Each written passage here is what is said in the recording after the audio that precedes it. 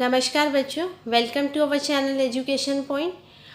आज हम बेटा इस वीडियो में शिक्षा निदेशालय कक्षा 8 विज्ञान की वर्कशीट नंबर 13 करेंगे और इस वर्कशीट में हम सूक्ष्मजीवी टॉपिक आगे पढ़ेंगे, जिसमें हम नाइट्रोजन स्थिरीकरण और नाइट्रोजन चक्र के बारे में पढ़ेंगे।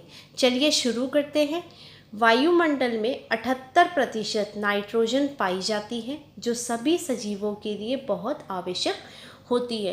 तो हमारे वायुमंडल में जो सबसे अधिक मात्रा में गैस है वो नाइट्रोजन गैस, जो कि 78% है और यह सभी सजीवों के लिए बहुत आवश्यक है। नाइट्रोजन प्रोटीन, क्लोरोफिल, न्यूक्लिक अम्ल व विटामिन की यौगिकों का अहम मुख्य अवयव है। तो नाइट्रोजन क्या करता है बेटा? आपको प्रोटीन, क्लोरोफिल, न्यूक्लिक अम्ल, विटामिन, इन सबको बनाने में, इनके निर्माण में मदद करता है। पौधे एवं जंतु वायुमंडलीय नाइट्रोजन का सीधा उपयोग नहीं कर सकते। तो ये जो नाइट्रोजन गैस एटमॉस्फेयर में आपके वायुमंडल में प्रेजेंट है, इसको सीधा उपयोग नहीं कर सकते हैं। तो पौधों को नाइट्रोजन स्थिरीकरण क्रिया के द्वारा नाइट्रोजन मिलती है। तो नाइट्रोजन का स्थिरीकरण होता है, तभी वो क्या होती है? पौधों के उपयोग में आने लायक बनती है। अब ये नाइट्रोजन स्थिरीकरण क्या है? वायुमंडलीय नाइट्रोजन का नाइट्रोजन के यौगिकों में बदलना, जिन्हें पौधे आसानी से अवशोषित कर सकें, इस क्रिया को नाइट्रोजन स्थिरीकरण कहते हैं। तो मतलब जो वायुमंडल में नाइट्रोजन गैस है, उसका नाइट्रोजन के यौगिक में बदलना, जिससे क्या कर सकें? पौधे उसको प्रयोग कर सकें, ये आपका कहलाता है नाइट्रोजन स्थिरीकरण। फलीदार पौधे वर्ग के पौधों की जड़ों में राइजोबियम नामक जीवाणु पाया जाता है, जो नाइट्रोजन के स्थिरीकरण में सहायता करता है। तो जो फलीदार पौधे होते हैं, उनकी जड़ों में राइजोबियम बैक्टीरिया होता है बेटा, जो क्या करता है? वायुमंडल की नाइट्रोजन गैस का स्थिरीकरण करता है। और कभी कभी बिजली के कड़कने पर भी नाइट्रोजन का स्थिरीकरण होता है। आज हम नाइट्रोजन चक्र की सहायता से जानेंगे कि वायुमंडल में नाइट्रोजन की मात्रा कैसे स्थिर रहती है। तो ये जो नाइट्रोजन है 78%, ये बिल्कुल स्थिर रहती है। कैसे? मिट्टी में उपस्थित जीवाणु व नीले हरे शैवाल वायुमंडल की नाइट्रोजन को नाइट्रोजन के यौगिक में बदल देते हैं। तो नाइट्रोजन को एज इट इज़ तो यूज़ नहीं कर सकते, पर यहाँ क्या कर रहे हैं? जीवाणु हो गए और नीले हरे शैवाल बेटा, ये वायुमंडल की नाइट्रोजन को बदलते हैं और नाइट्रोजन के यौगिक में, और यह नाइट्रोजन यौगिक मिट्टी में चले जाते हैं। तो सॉइल जो मिट्टी है उसको एब्जॉर्ब कर लेती है, उसको सोख लेती है। पौधों की जड़ों द्वारा यह नाइट्रोजन यौगिक पौधों के अन्य भाग तक चले जाते हैं, वहाँ पर उनसे प्रोटीन व अन्य यौगिक बनते हैं। तो ये जो मिट्टी में नाइट्रोजन के यौगिक है, ये पौधों की जड़ों द्वारा कहाँ जाएंगे? पौधों के विभिन्न भागों तक, और वहाँ इनसे प्रोटीन व अन्य यौगिक बनेंगे। जो भी जंतु इन पौधों को खाता है, तो वह नाइट्रोजन पादप प्रोटीन या अन्य यौगिक के रूप में उन तक पहुँच जाता है। तो जब जंतु उस पौधे को खाएंगे, तो वो नाइट्रोजन और प्रोटीन वगैरह उसके शरीर तक जाएगा।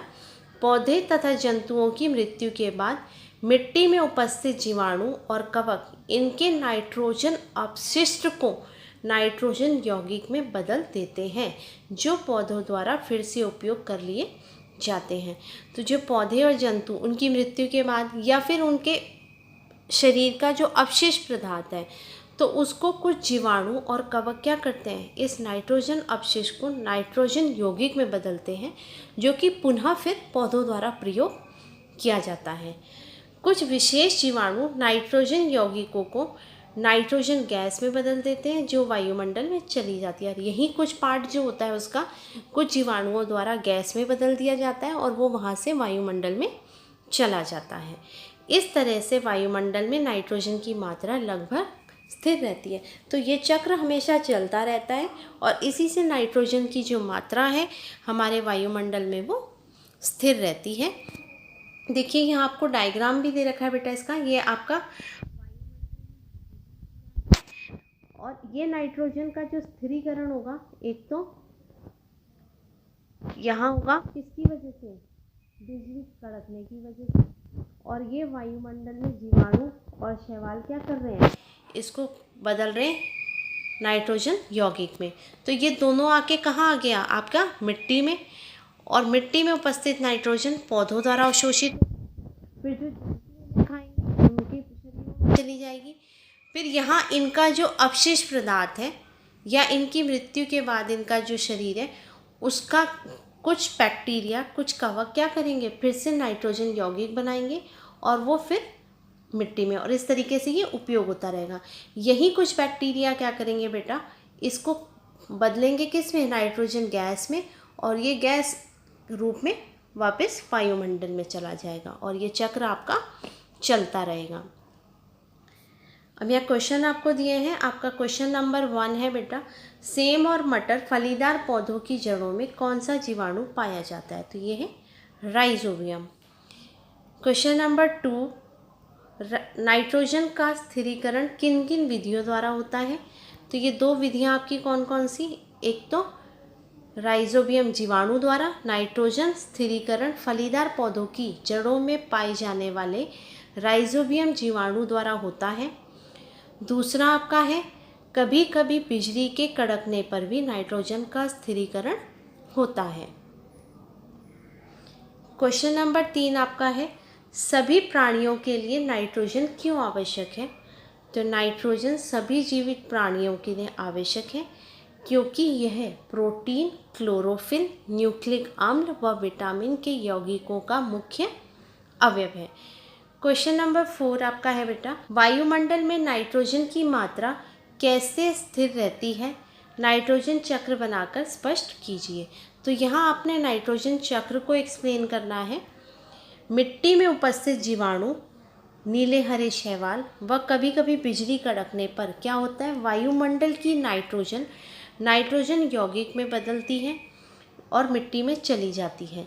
यह पौधों और अन्य जंतुओं द्वारा उपयोग की जाती है। पौधे तथा जंतुओं की मृत्यु के बाद मिट्टी में उपस्थित जीवाणु और कवक इनके नाइट्रोजन अपशिष्ट को नाइट्रोजन यौगिक में बदल देते हैं, जो पौधों द्वारा पुनः उपयोग की जाती है, तथा कुछ विशेष जीवाणु नाइट्रोजन यौगिकों को नाइट्रोजन गैस में बदल देते हैं, जो वायुमंडल में चली जाती है। इस प्रकार वायुमंडल में नाइट्रोजन की मात्रा लगभग स्थिर रहती है। यहाँ आपने नाइट्रोजन चक्र का चित्र भी बनाना था, तो आप क्या करेंगे, ये जो चित्र है यहाँ आपने अपने आंसर में बना देना है साथ में। आज के लिए इतना ही, अब हम नेक्स्ट वीडियो में मिलेंगे। Till then take care, bye.